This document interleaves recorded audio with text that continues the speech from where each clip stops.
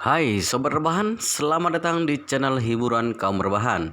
Admin akan membacakan kelanjutan sebuah cerita novel yang sangat seru, yang sangat menarik, yang sangat menghibur, yang sangat layak untuk diikuti dari awal hingga akhir. Sebuah cerita novel yang berjudul The Story of Yi Chen. Tetapi sebelum melanjutkannya, pastikan kalian sudah subscribe channel ini dan aktifkan lonceng notifikasinya agar tidak ketinggalan jika admin upload video terbaru. Jika kalian menyukai cerita seperti ini, jangan lupa like. Jika berkenan, share juga ke teman-teman lainnya agar teman-teman lainnya juga mendapatkan informasi dan hiburan di channel ini. Baik, kita lanjutkan di part ke-601 bertepatan dengan bab ke-3154. Mendengar suara He Hong Seng, Yi Chen tersenyum dan berkata, "Tuan Besar He, ada satu hal yang aku butuh bantuan darimu dan anggota keluarga He lainnya." He Hong Seng berkata dengan tegas, "Master Yi, kami telah menunggu untuk bisa membantumu. Butuh bantuan apa? Silakan perintahkan." Yi Chen kemudian berkata, "Aku akan mengirim 2 orang ke Yanjing besok malam. Kedua orang ini sangat penting bagiku dan identitas mereka lebih sensitif. Jadi setelah tiba di Yanjing, kalian harus mengawasi kedua orang ini secara ketat. Tidak boleh membocorkan sedikit pun tentang mereka. Aku pikir-pikir masalah ini lebih cocok kuserahkan kepadamu. Jadi tujuanku menelepon adalah untuk bertanya, apakah kamu bisa membantuku?" Ye Chen, "Tentu saja bisa." "Bisa, tentu saja bisa." He Hong Seng berkata tanpa ragu-ragu. "Kami datang jauh-jauh ke Jinling dari kota Mo untuk bisa melayani dan mengabdi pada Master Yi. Kami sudah mendapatkan begitu banyak bantuan darimu, tapi tidak ada kesempatan untuk membalas budi. Membuatku merasa sangat tidak enak hati. Jadi kamu percayakan masalah ini kepada kami. Aku selaku He Hong Seng menjamin dengan kepribadianku, aku jamin sama sekali tidak akan menjadi kesalahan sedikit pun. Tidak akan terjadi kesalahan sedikit pun." Yi Chen berkata dengan gembira, "Bagus, karena kamu sudah berbicara begitu, maka tidak akan berbicara lebih banyak omong kosong lagi. Mohon kamu dan anggota keluarga He lainnya untuk bersiap-siap. Besok malam akan ada seseorang yang menjemput kalian di ke bandara. Saat kalian sudah tiba di Yanjing, segera hubungi aku." He Hong Seng berkata dengan sibuk, "Tidak masalah, Master Yi. Aku akan menelepon Ying Xiu dan memintanya untuk bersiap-siap."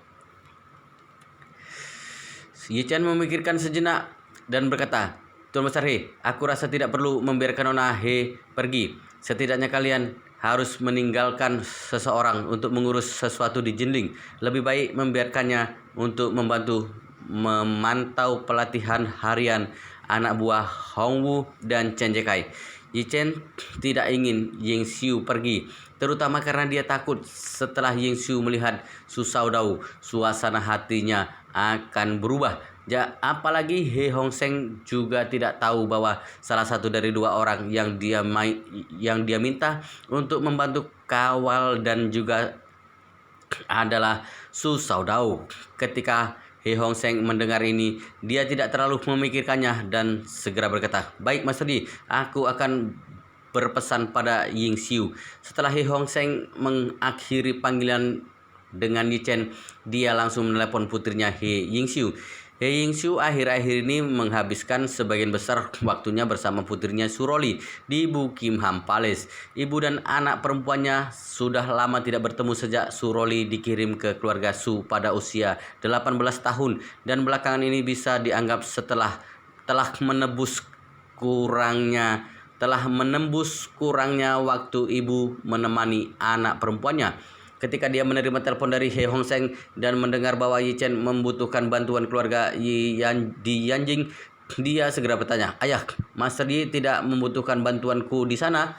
He Hong Seng berkata, "Aku meneleponmu untuk membicarakan hal ini. Maksud dari Master Yi adalah kamu tetap tinggal di Jinling dan untuk sementara mengambil alih memantau pelatihan bawahan dari Hongwu dan Chen Jekai. Jadi kamu tidak perlu pergi ke Yanjing bersama kami."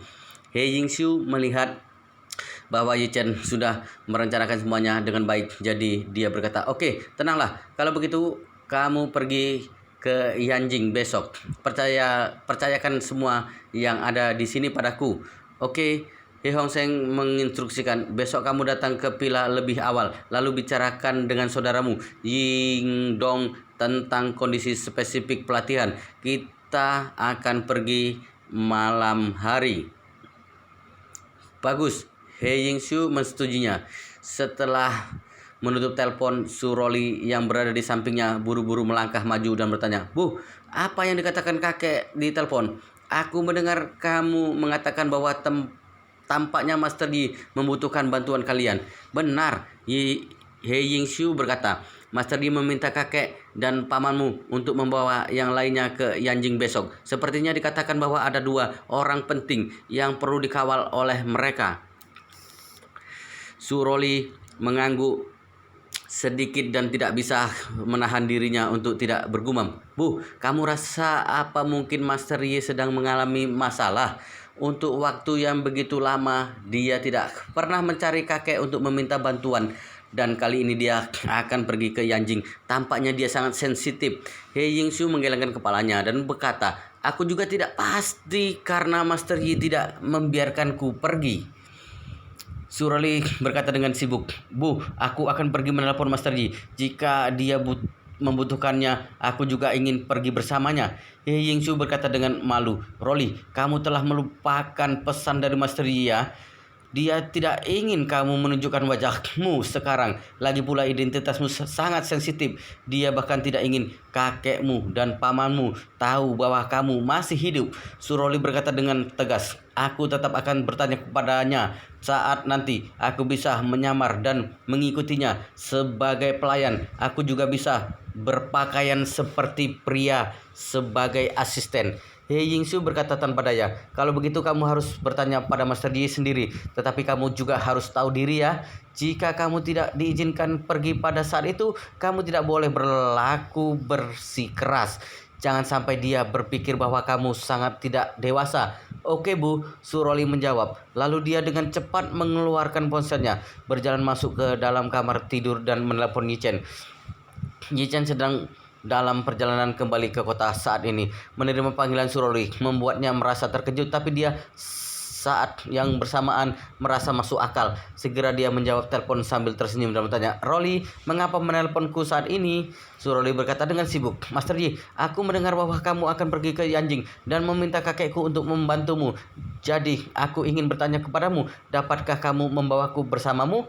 Yi Chen memikirkannya sejenak dan berkata, "Roli, identitasmu saat ini masih sangat sensitif. Orang Jepang masih mencarimu di mana-mana. Aku yakin mereka pasti memiliki banyak mata-mata dan telinga di Yanjing. Jadi kamu masih tidak boleh keluar dan menunjukkan wajahmu untuk saat ini." Suroli berkata dengan nada agak cemas, "Master Yi, meskipun aku tidak berani mengatakan kemampuanku sangat hebat, tapi bisa dipastikan aku tidak akan merepotkanmu dan pasti akan dapat membantumu. Tolong bawa aku bersamamu. Aku bisa menyamarkan diriku sehingga tidak ada orang yang mengenaliku. Tolong bawa aku bersamamu."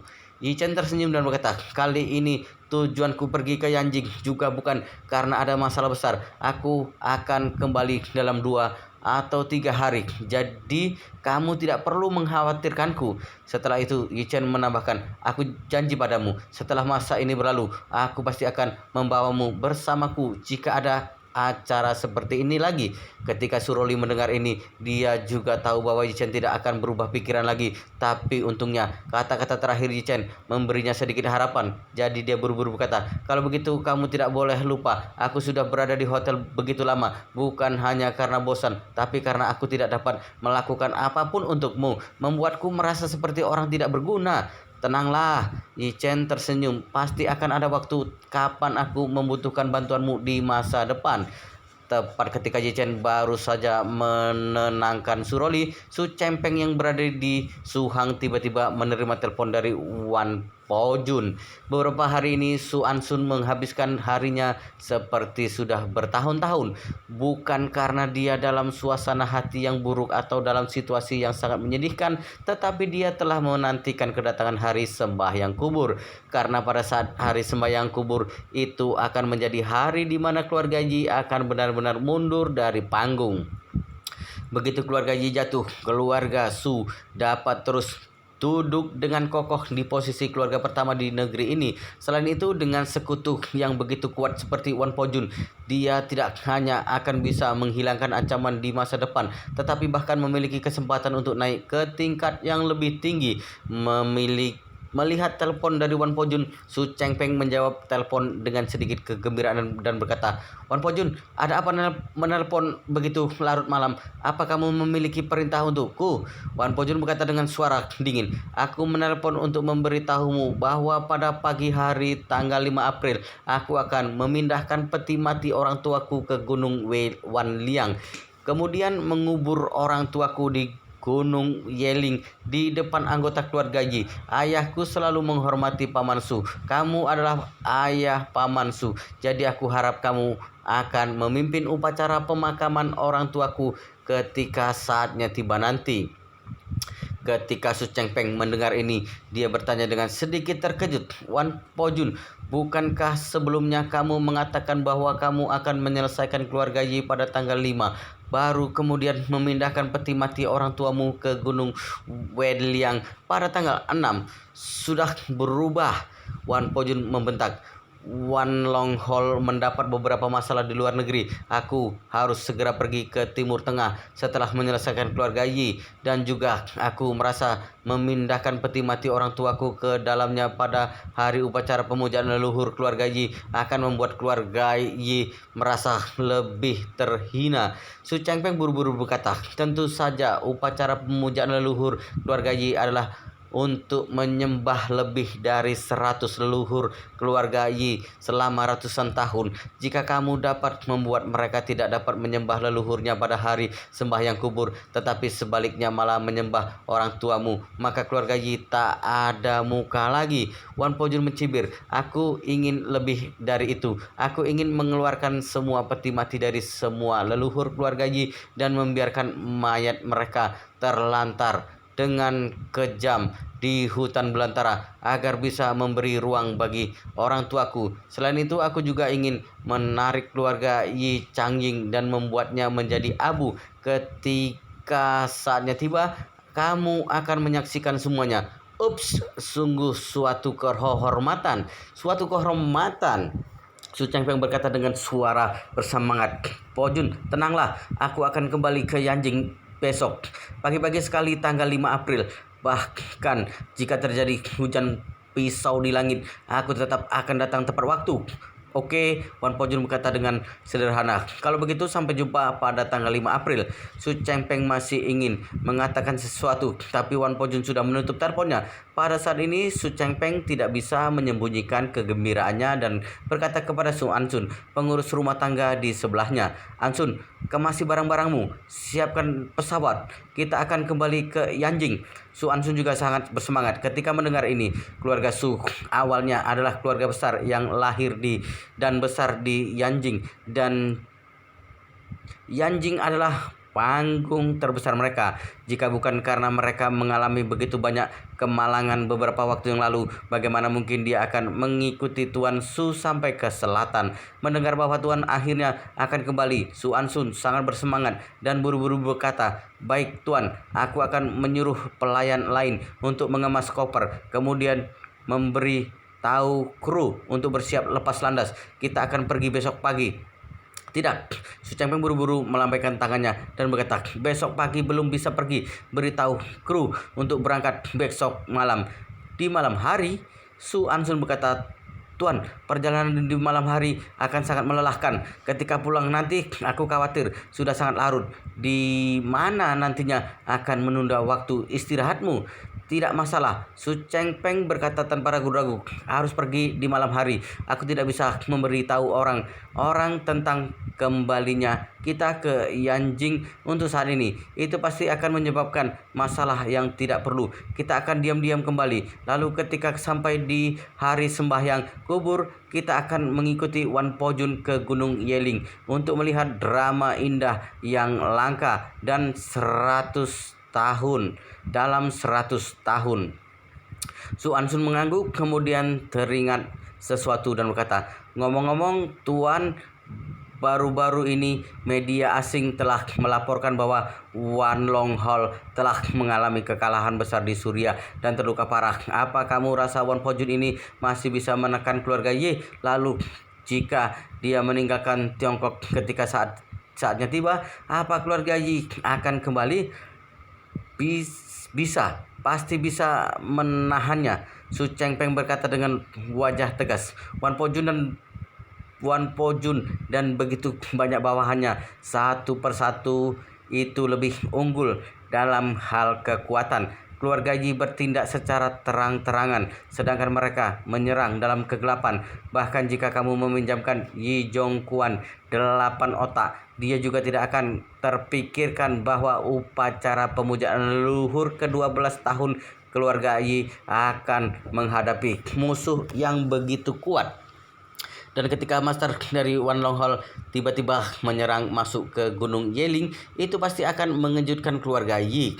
Berbicara tentang ini, Su Chengpeng mencibir beberapa kali dan berkata, pada saat itu semuanya tergantung pada tinju siapalah yang lebih kuat. Selama Wan Pojun dapat menaklukkan keluarga Yi, mengambil peti mati dan mengangkat Abu Yi Changjing, baru kemudian mengeluarkan peti mati leluhur keluarga Yi yang lain. Biarkan keluarga Yi semua berlutut di tanah lalu menghormati dan mengubur peti mati orang tuanya Wan Pojun di Gunung Yeling, maka reputasi dan prestis keluarga Yi pasti akan hancur.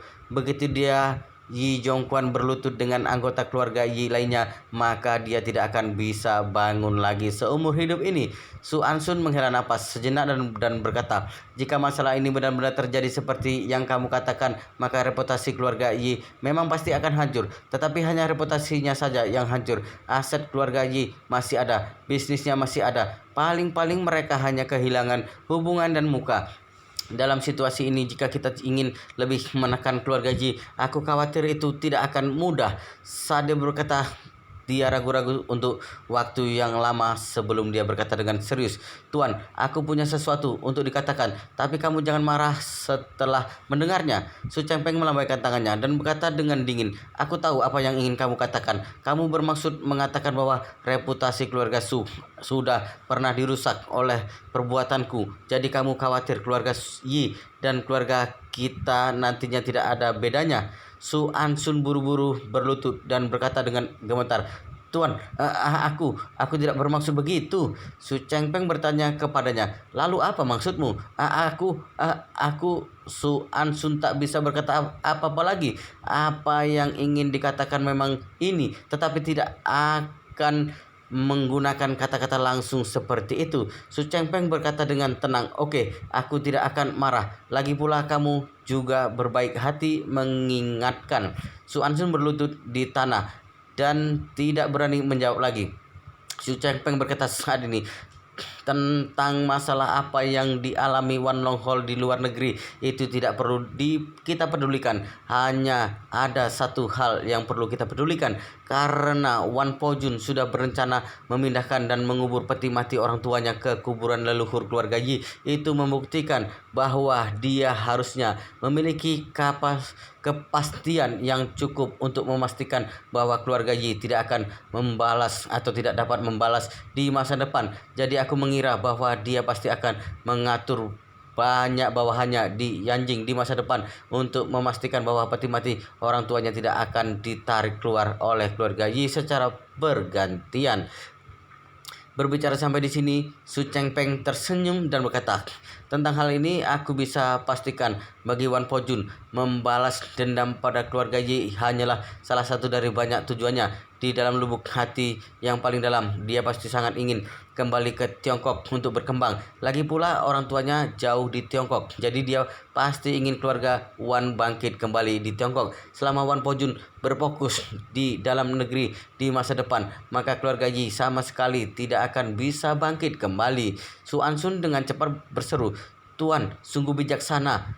Dengan cara ini, keluarga Yi pasti akan disiksa oleh Wan Pojun sampai ke titik kehancuran yang parah. Pada saat itu, mereka secara alami tidak akan bisa melawan kita dalam bidang bisnis lagi. Su Chengpeng mencibir. Yi Jongquan segera akan kewalahan mengurus dirinya sendiri. Apa yang akan digunakan untuk melawanku? Berbicara tentang ini, dia berkata dengan penuh harapan.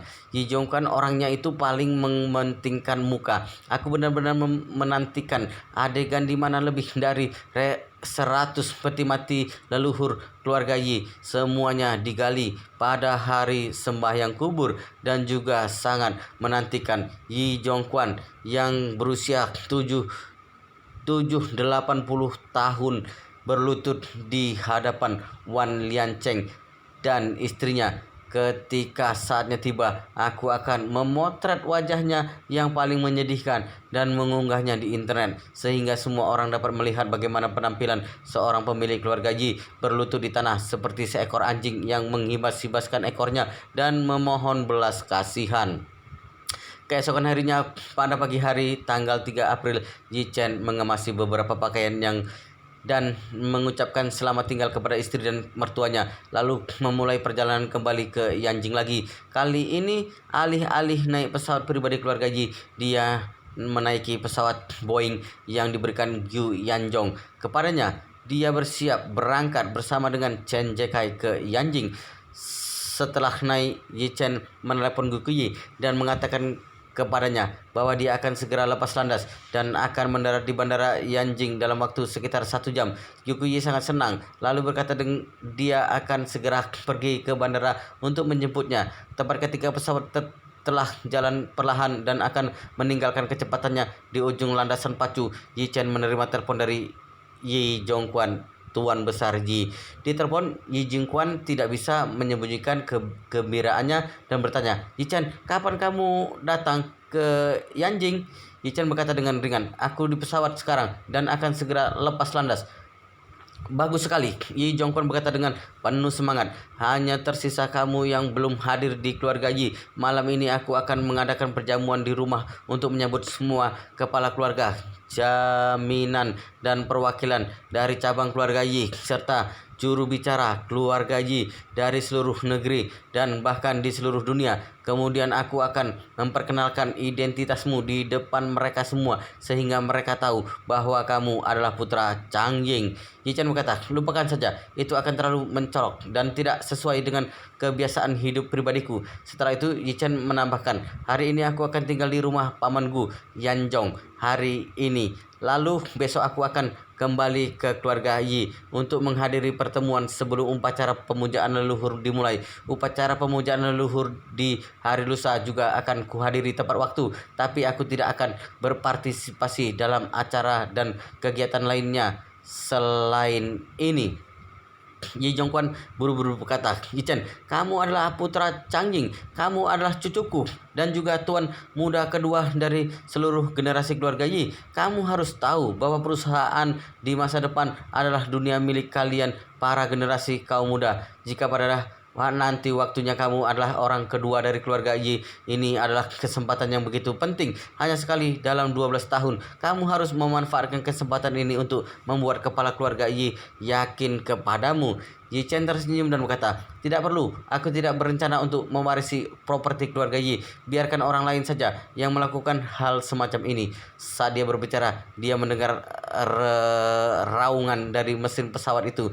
Mendadak pesawat sudah mulai berlari dengan sekuat tenaga di salah satu ujung landasan pacu. Jadi dia berkata kepada Yi Jongquan, "Pesawat sudah akan lepas landas. Aku sudahi dulu pembicaraan ini. Sampai jumpa besok." Setelah mengatakan ini, Yi Chen tidak menunggu Tuan Yi merespon dan langsung menutup telepon. Sebenarnya ini bukannya sengaja ingin bersikap kasar pada kakeknya, tetapi karena dia tahu apa yang dipikirkan kakek. Dia tahu bahwa Tuan Yi pasti ingin dia memanfaatkan kesempatan upacara pemujaan leluhur ini untuk secara resmi kembali ke keluarga Yi, sehingga benar-benar meninggalkan status yatim piatunya dalam 20 tahun sebelumnya di Jinling. Tapi Yi Chen tak dapat menerimanya. 20 tahun telah berlalu. Dalam benaknya, dia bukan lagi tuan muda bernama Yi Chen dari keluarga Yi, tapi dia adalah seorang yatim piatu bernama Yi Chen di Yanjing. Bagaimanapun, orang tuanya telah pergi selama hampir 20 tahun dan hubungannya dengan keluarga Yi juga telah rusak selama 20 tahun. Jadi menurutnya tidak perlu atau tidak mungkin untuk menghubungkan kembali ikatan ini secara paksa. Pada saat ini, Yi Jongkwan melihat bahwa Yi Chen menutup teleponnya, hatinya terasa agak tidak senang. Tapi dia tahu mengapa Yi Chen melakukan ini. Dia juga tahu bahwa Yi Chen tidak ingin secara resmi berubah kembali ke identitas tuan muda keluarga Yi. Jika dia hanya sebatas memiliki status seorang kakek, dia saat putra keduanya telah meninggal selama bertahun-tahun dan berhasil menemukan keberadaan cucunya setelah perjuangannya tanpa henti. Dia benar-benar tidak ingin memaksa Yi Chen. Itu mungkin juga pilihan yang terbaik untuk membuat Yi Chen bahagia melewati hari-hari dan hidup yang dia pilih sendiri.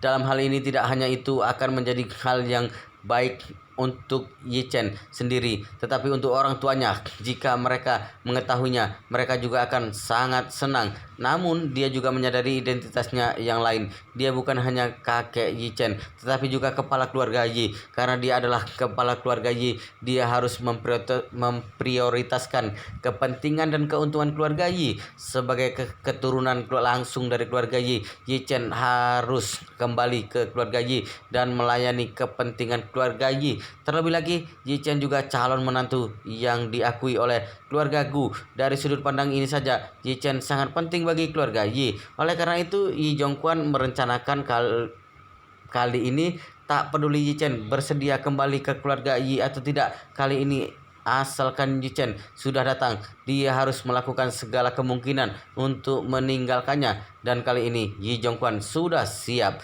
Dia berencana untuk mengatur beberapa fotografer untuk menghindari upacara pemujaan leluhur pada hari upacara pemujaan leluhur, lalu membiarkan mereka mengambil beberapa foto dan video dari upacara pemujaan leluhur, kemudian memilih efek terbaik dan menyerahkannya kepada media untuk mempublikasikannya. Dalam hal ini, itu tidak hanya akan dapat menunjukkan kekuatan dan gaya keluarga Yi kepada orang-orang di seluruh negeri, tetapi juga mengekspos Yi Chen dan keturunan keluarga Yi lainnya bersama-sama. Dia merasa bahwa begitu identitas Yi Chen sebagai tuan muda keluarga Yi terungkap, maka dia tidak akan pernah bisa kembali ke identitas Yi Chen yatim piatu sebelumnya. Memikirkan hal ini, dia mengumpulkan keluarganya dan berkata dengan penuh semangat, "Hahaha, Yi Chen sudah datang ke Yanjing. Dia akan tiba di Yanjing sekitar 1 jam lagi. Dia telah pergi jauh dari rumah selama hampir 20 tahun dan akhirnya kembali. Ini benar-benar berkah besar yang belum pernah ditemui keluarga Yi selama lebih dari 10 tahun. Yi Changmin yang masih nyaman pada awalnya mendengar dua kata Yi Chen. Seluruh tubuhnya tidak bisa menahan diri untuk tidak mendengus. Paman tertua Yi Chen, Yi Changkong, berkata, "Ayah, kamu terlalu berlebihan. Tentu saja kembalinya Yi Chen adalah hal yang baik, tetapi tidak sampai berkah besar yang belum pernah ditemui keluarga Yi selama lebih dari 10 tahun. Yi Jongkwan tersenyum dan berkata dengan acuh tak acuh, "Kamu sama sekali tidak mengerti potensi di tubuh Yi Chen." "Aku tidak mengerti?" Yi Changkong berkata dengan jijik. "Kalau dibilang bukankah Yi Chen hanya bisa sedikit dikenal di Jinling? Memang aku mendengar bahwa dia juga mengenal beberapa orang di luar, tetapi tidak ada yang bisa dibanggakan dari itu. Kamu merasa dia tampaknya sangat hebat di Jinling, tapi jika dia datang ke Yanjing, dia benar-benar tidak punya kesempatan. Jika diibaratkan Jinling adalah sungai, maka Yanjing adalah laut. Setelah dia tiba di sini, aku khawatir dia tidak dapat beradaptasi dengan kota ini sama sekali." "Benar, kakek," putra Yi Changkong, Yi Peng, yang juga abang sepupunya Yi Chen, juga berkata saat ini. "Kakek, aku tahu bahwa kamu ingin Yi Chen kembali ke keluarga Yi dan kamu juga memiliki harapan tinggi untuk Yi Chen. Tetapi aku akan mengatakan yang sebenarnya. Di lingkaran hidup Yanjing benar-benar tidak ada ruang bagi Yi Chen berkembang. Dia masih terus berbicara dan menganalisis dengan wajah serius. Kamu coba ambil contoh lingkaran pertemananku, yang mana di antara mereka yang bukan belajar di luar negeri selama bertahun-tahun dan berwawasan luas. Sebagian besar dari mereka tinggal di Amerika, Inggris, ataupun Australia. Kalau untuk bagian pendidikan akademik paling rendah itu gelar master. Banyak dari mereka yang merupakan gelar profesor dalam bidang manajemen ekonomi, tetapi Yi Chen hanya belajar selama 1 tahun di perguruan tinggi. Bahkan dia tidak memiliki ijazah perguruan tinggi. Bagaimana bisa bertahan hidup ke dalam lingkaran di kota Janjing ini? Adik sepupu Yi Peng, Yi Hao, yang juga merupakan adik sepupu Yi Chen, ikut menimpali saat ini. Benar kakek, meskipun Yi Chen adalah anggota keluarga Yi, tapi kalau dibilang dia hanya memiliki hubungan darah dengan keluarga Yi, tapi lainnya pada dasarnya tidak kompatibel. Aku akan berterus terang saja di depan keluarga Ji. Dia hanyalah orang kelas bawah. Jadi aku pikir kamu jangan menaruh terlalu banyak harapan di dirinya. Karena semakin besar harapannya, semakin besar kekecewaannya.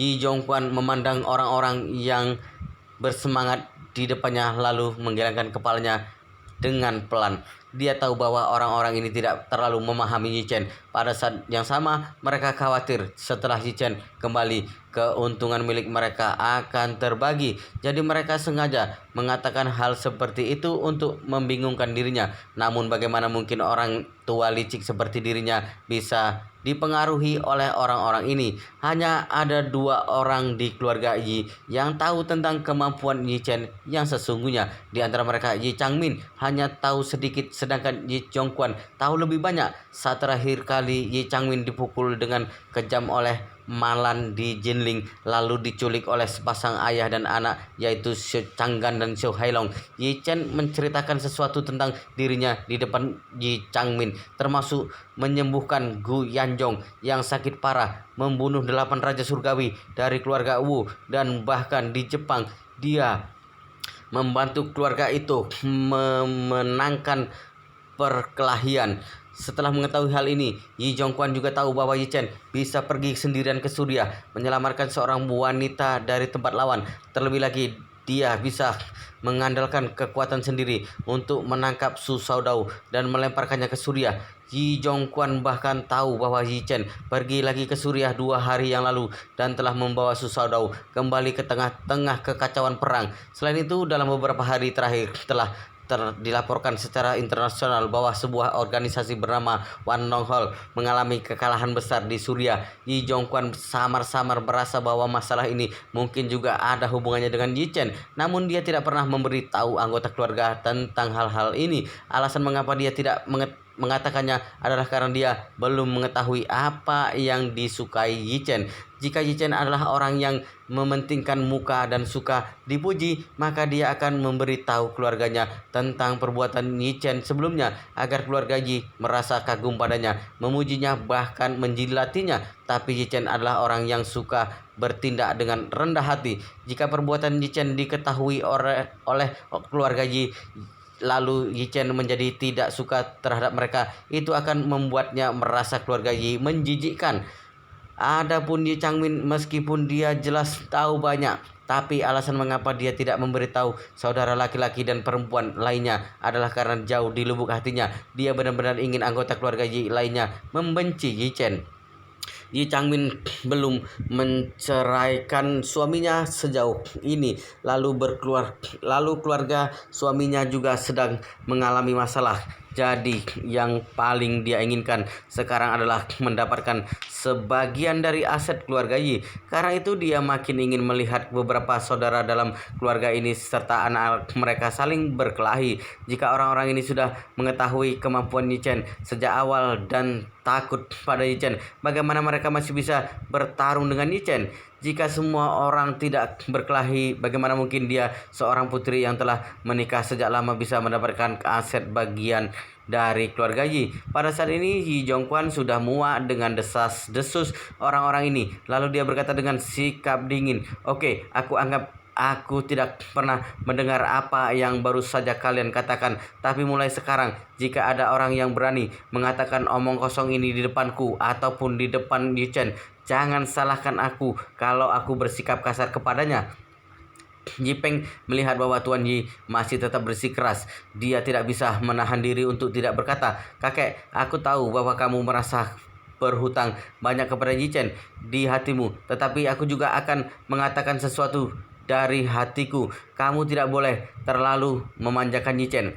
Setelah itu Yipeng buru-buru menambahkan, dia tidak ada di keluarga Yi selama bertahun-tahun. Dia bukan hanya tidak belajar, tetapi dia juga tidak memiliki aturan dasar dalam melakukan sesuatu. Terakhir kali Bibi berbaik hati pergi ke Jinling untuk membantunya menyelesaikan masalah pernikahannya. Tetapi bagaimana dia memperlakukan bibiku? Padahal waktu itu sedang tahun baru, tetapi dia mengurung bibi di daerah Penghu di Jinling. Apa dia tidak tahu harus menghormati orang yang lebih tua ya?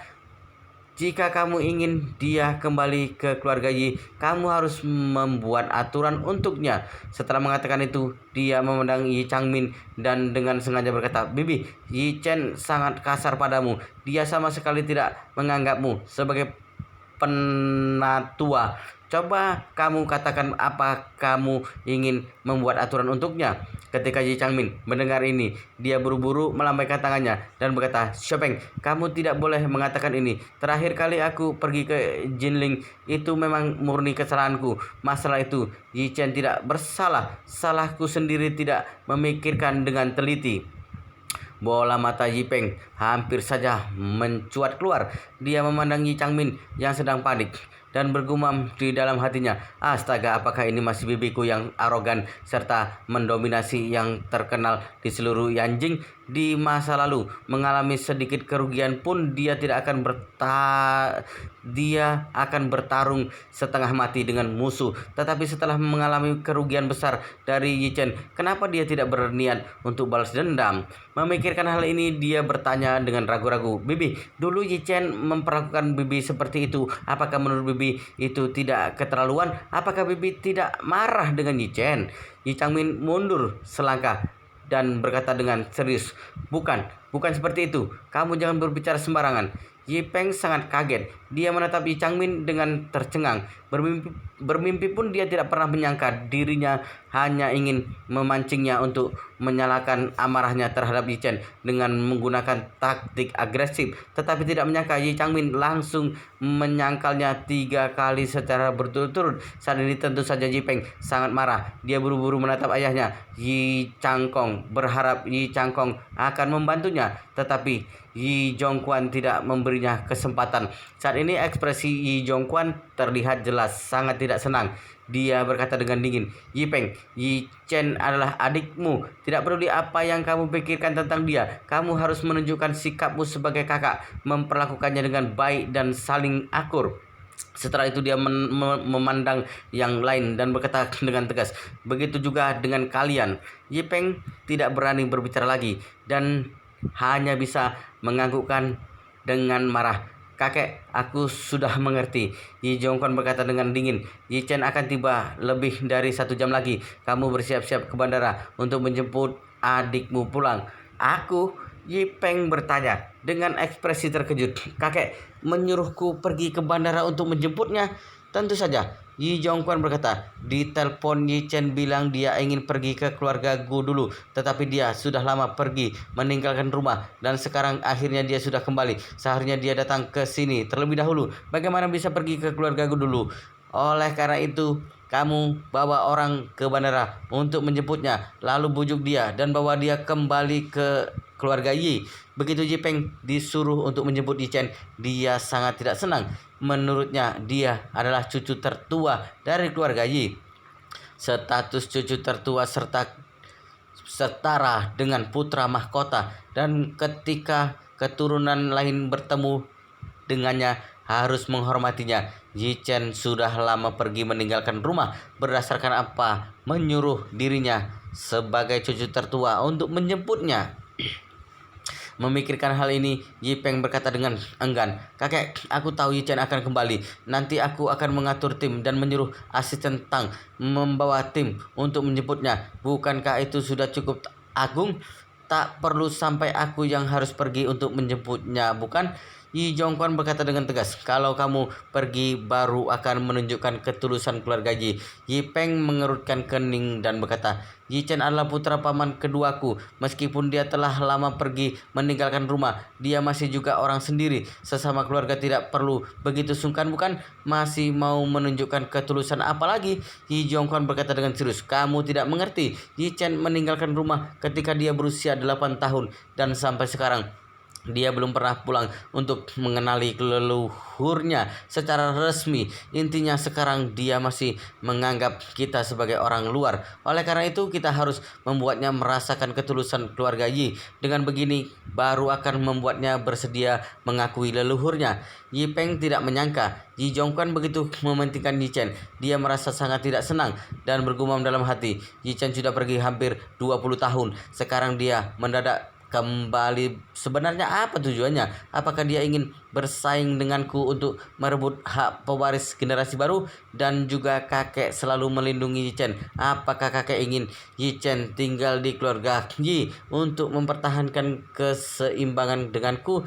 Dia hanya sampah yang telah meninggalkan rumah selama 20 tahun. Apakah dia layak menjadi saudaraku? Aku juga tidak tahu kenapa kakek begitu memandang tinggi terhadapnya. Apakah karena dia memiliki kontrak pernikahan dengan keluargaku?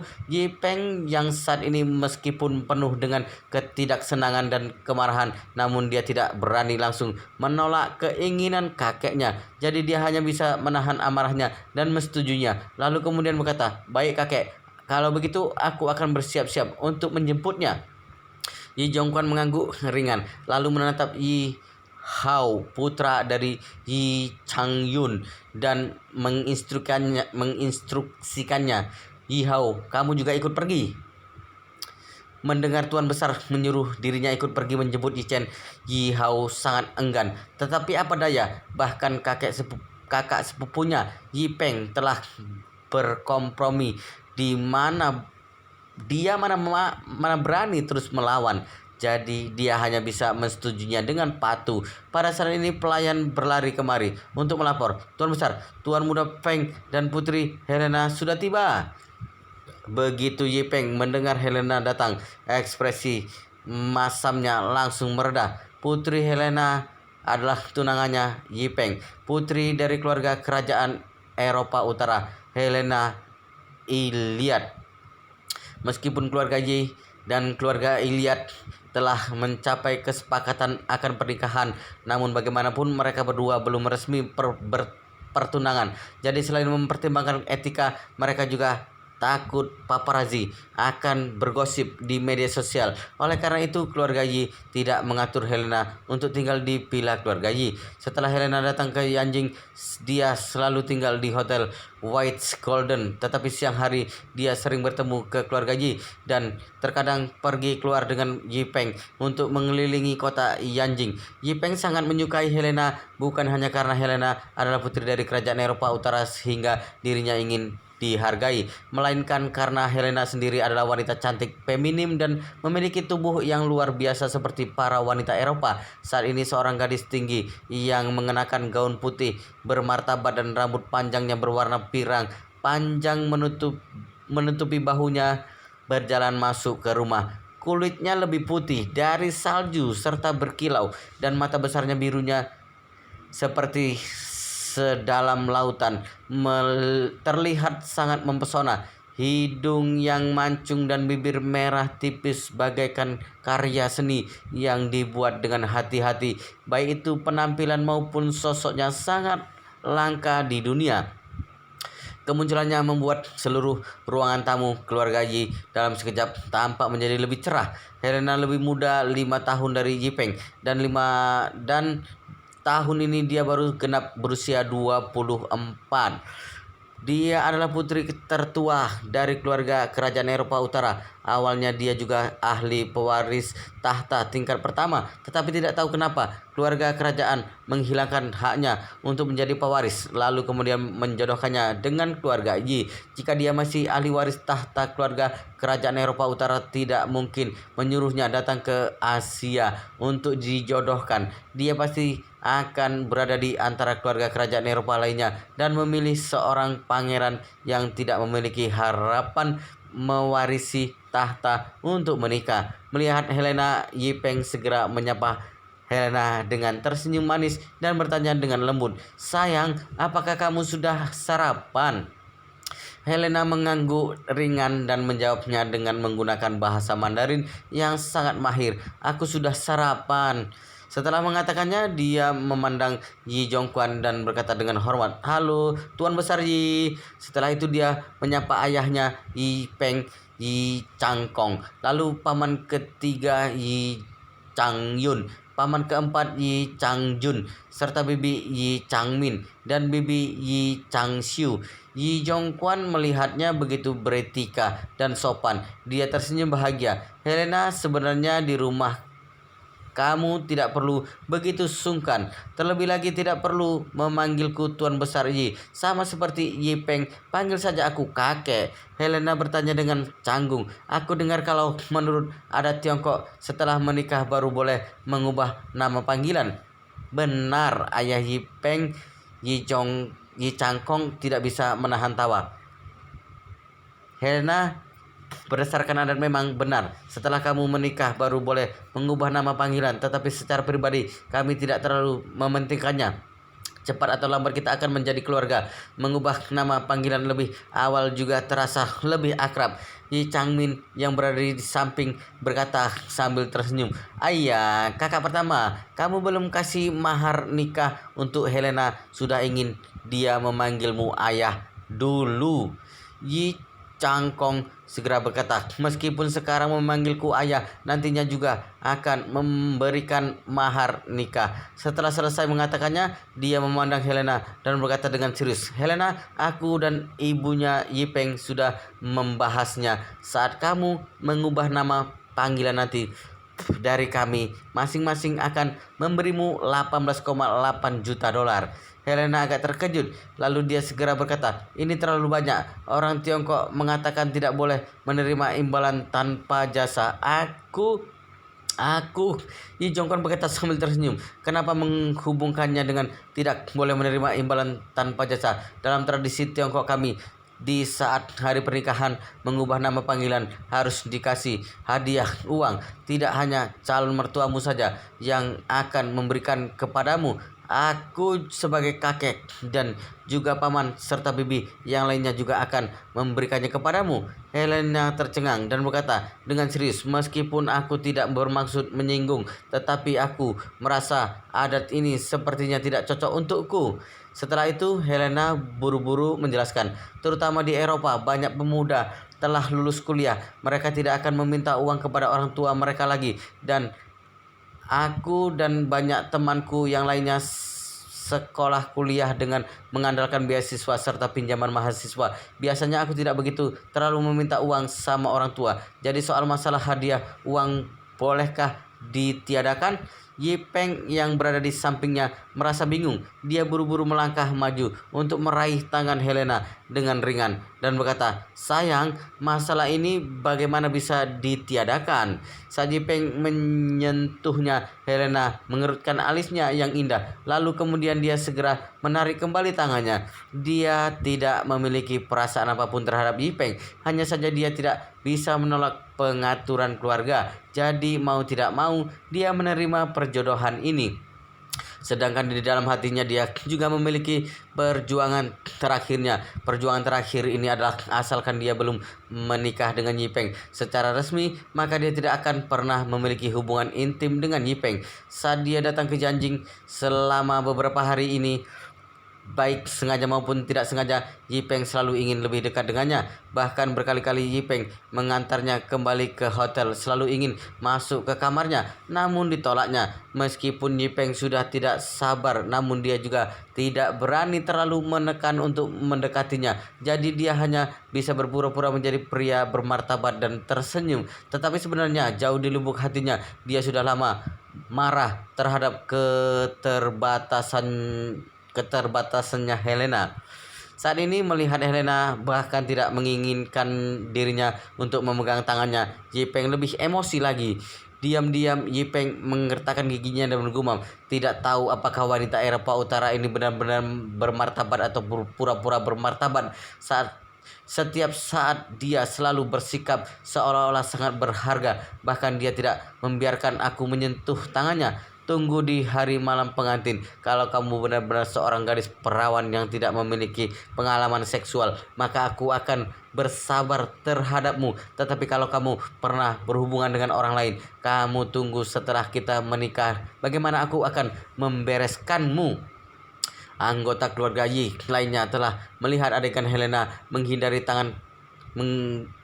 pegangan tangan dari Yipeng, dan semua orang memiliki pemikiran masing-masing. Sebagai ayah Yipeng, Yi Changkong juga merasa tidak senang. Dia merasa Helena telah mempermalukan putranya. Namun Yi Jongquan semakin merasa kalau Helena adalah wanita yang sangat langka. Pada dasarnya Helena terlahir di Eropa yang memiliki pemikiran terbuka, tetapi tidak disangka dia begitu berpegang pada prinsipnya. Sungguh langka jika keluarga Yi memiliki menantu seperti ini. Tidak hanya akan memiliki reputasi yang tinggi, bahkan kemungkinan terjadinya berbagai skandal di masa depan akan sangat relatif kecil.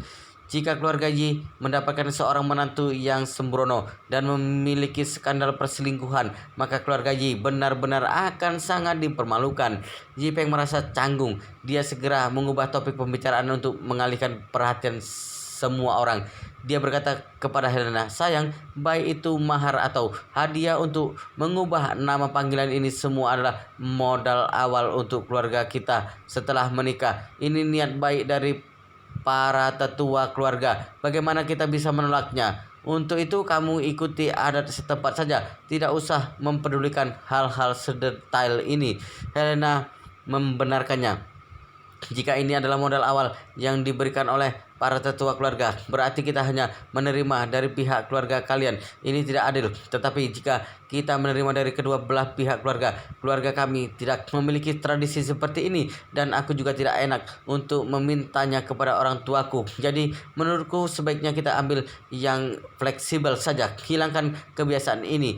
Yipeng marah dan dia mengutuk di dalam hati, apakah otakmu bermasalah? Saat menikah hanya mengubah nama panggilan saja kamu sudah bisa mendapatkan puluhan juta dolar. Ini setara dengan 4 hingga 5 miliar yuan. Sialan, kamu malah bilang tidak menginginkannya dengan sesuka hati.